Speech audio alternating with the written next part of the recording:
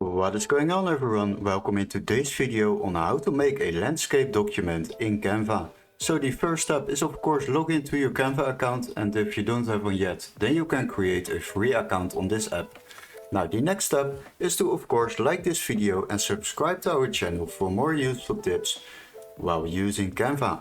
So the next step is to go to create a design. We will create a new design, and what we will do next is select doc.